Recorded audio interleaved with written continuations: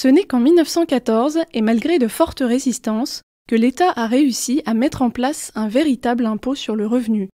Jusque-là, l'un des principaux impôts se contentait d'estimer la richesse des contribuables en comptant leurs portes et leurs fenêtres.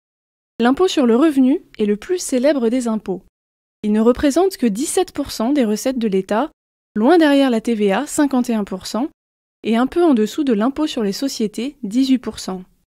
Ce qui fait tout de même près de 60 milliards d'euros qui vont alimenter le budget de l'État, consacré prioritairement à payer les dépenses d'éducation, d'enseignement supérieur et de recherche, 30%, de défense, 14%, et de sécurité, 6%, sans oublier la charge de la dette, 16%.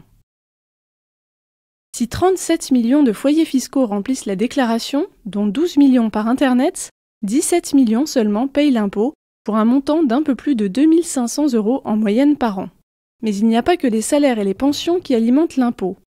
Il y a également la TVA, la taxe intérieure de consommation sur les produits pétroliers, TIPP, la taxe d'habitation, la redevance audiovisuelle, les forfaits pour les petits commerçants, les bénéfices industriels et commerciaux et les bénéfices non commerciaux libéraux.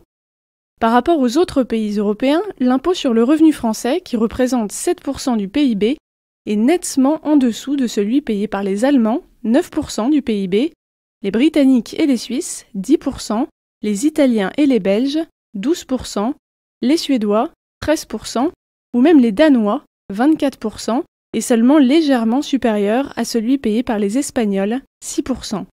Même les Américains, avec 8%, payent plus.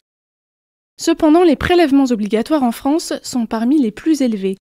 Ils s'élèvent à 44,7% du PIB, contre 42,3% en Italie, 38,1% en Allemagne, 31,9% en Espagne et 35,8% aux États-Unis.